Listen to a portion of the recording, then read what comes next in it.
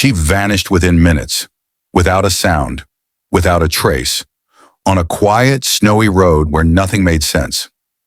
Maura Murray was just 21 years old when she disappeared. A nursing student at the University of Massachusetts Amherst, she was smart, athletic, and quiet. She ran track, had a boyfriend, and came from a large, close-knit family. On the surface, her life seemed stable, but beneath it, something was unraveling. In the days leading up to her disappearance, Maura's behavior began to change. She got into trouble at school for using a stolen credit card. She crashed her father's car on February 7th after a night of drinking.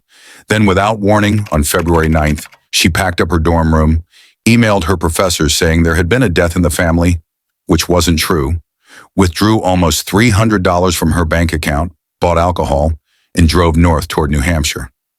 That afternoon, she left campus and headed toward the White Mountains. Her destination was unclear.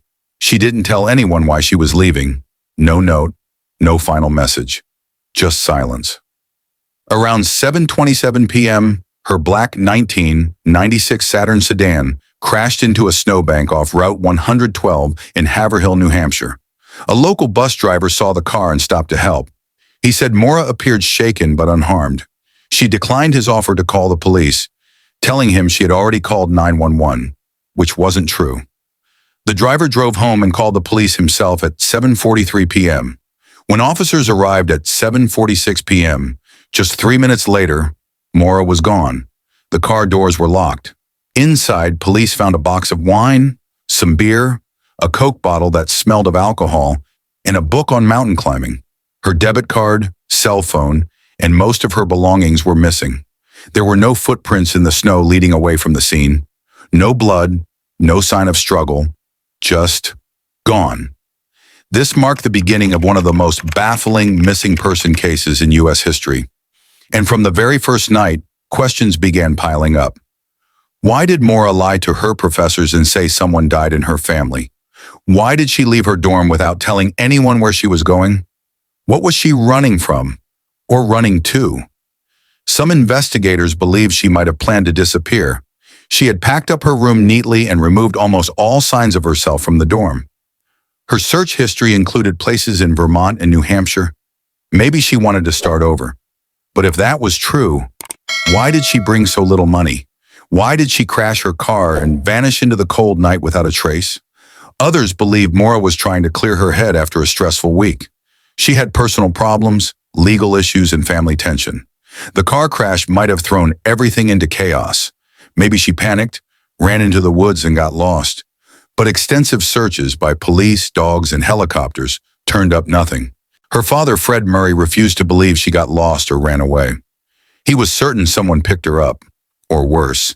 He said Maura was not the type to vanish without telling someone. He launched his own investigation, hired private detectives, and spent years walking the snowy trails and thick woods of New Hampshire. Despite countless searches, no physical evidence has ever been found, not a single trace of Maura after the crash site. Years passed. In 2009, the case was officially reopened. Investigators reclassified it as suspicious. A few years later, rumors began to swirl. One man claimed his brother had harmed Maura and even gave her father a rusty knife, but DNA tests on the knife were inconclusive. Another lead involved a nearby house where cadaver dogs reportedly signaled a scent in the basement. Authorities searched the property in 2019, but found no remains. So many theories, so few answers. Had Maura hitched a ride with a stranger who had bad intentions? Did she run into the woods and fall into a ravine? Could she still be alive, living under a new identity? No one knew, but her family kept searching. In 2024, the FBI released an age-progressed image of what Maura might look like at 41. It was a haunting reminder that this case had stretched on for 2 decades, without a single confirmed sighting or clue. This wasn't just a mystery, it was a story filled with confusion, fear, and deep heartbreak. And while the world kept moving, one question remained frozen in time. What happened to Maura Murray that night on Route 112? It's been over 20 years, and we're still no closer to knowing the truth. How does someone just vanish in under 3 minutes, with no trace, no witness, and no clue? After the crash on February 9th, 2004, the mystery only grew. There was no blood at the scene, no footprints in the snow, no dropped phone, wallet, or torn clothing, not even a trail. Search dogs lost her scent within 100 feet. Some believe this means Maura was picked up by someone in a car, but no one ever came forward and no camera caught her. So what really happened? Let's break it down. Some say Maura wanted to disappear. Her personal life was falling apart. She had crashed 2 cars in less than 3 days. She was facing disciplinary action at UMass. She had legal trouble over stolen credit card use, and there were rumors that her long-distance relationship was crumbling. She had also packed her dorm room and removed pictures from the wall, as if preparing for a long trip or a new life. But if she planned to disappear, why choose the freezing cold woods of New Hampshire? Why only take $280 and a few bottles of alcohol? Why crash her car and risk exposure or injury? And if she did escape, how has she remained hidden for more than 2 decades? Not one confirmed sighting, no financial activity, no phone usage, nothing. Her family strongly rejects the runaway theory.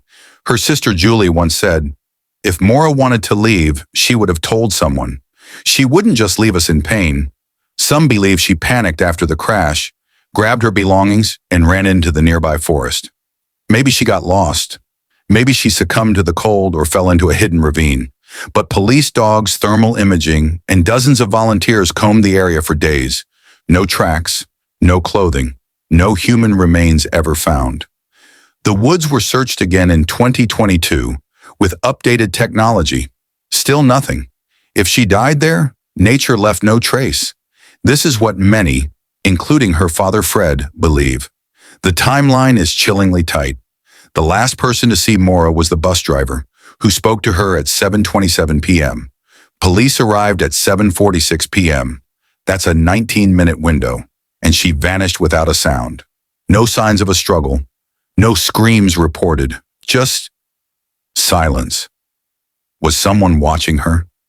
Did a stranger stop to help and take her by force, or was it someone she knew and trusted? Fred Murray has never stopped searching. Every year he walks the same snowy roads, hoping for a new clue. Her siblings run Facebook pages and organize public awareness events. On the 20th anniversary in 2024, the family held a vigil near the crash site. The FBI released an age-progressed photo of what Maura might look like now. The image was emotional, heartbreaking, but still, it didn't bring answers. In the years since, Maura's case exploded online. True crime forums, YouTube videos, podcasts, everyone had a theory. Everyone wanted to help. Some leads were helpful. Others were cruel hoaxes. Her family had to fight false information and conspiracy theories. At times, the internet made things worse. But one thing it did do, it kept Maura's story alive. People still search. People still care. Over the years, police have ruled out many theories. There was no death in Maura's family that week, so her excuse to leave school was a lie. Her boyfriend was ruled out as a suspect. She didn't meet anyone from UMass up north. No links to serial offenders have been confirmed. Still, one massive question remains. Why did she drive to that spot, alone in winter, with no clear plan? Unsolved cases break people in slow motion. Maura's mother passed away in 2009, never knowing what happened to her daughter. Her father continues to push for answers, even as he ages. In interviews, he often says, "I just need to know what happened to my daughter. I need to bring her home." And maybe that's what makes this case so painful. There's no closure, no evidence, just a frozen road, an empty car, and a missing girl whose smile still lives in the minds of millions. Who was Maura meeting, if anyone? Why did she lie to her professors? Why was there no trace of her in snow-covered terrain? Did someone take her? And if so, how have they stayed hidden? This case still haunts New Hampshire. It still haunts her family, and it still haunts us. If you know something, anything, that might help solve the disappearance of Maura Murray, please contact the New Hampshire Cold Case Unit or your local FBI office. If this story moved you, don't let it end here. Share Maura's story. Keep her name alive. Hit the like button, subscribe for more real-life mysteries, and leave a comment below. What do you think happened to Maura Murray? And remember, some answers only come when enough people start asking.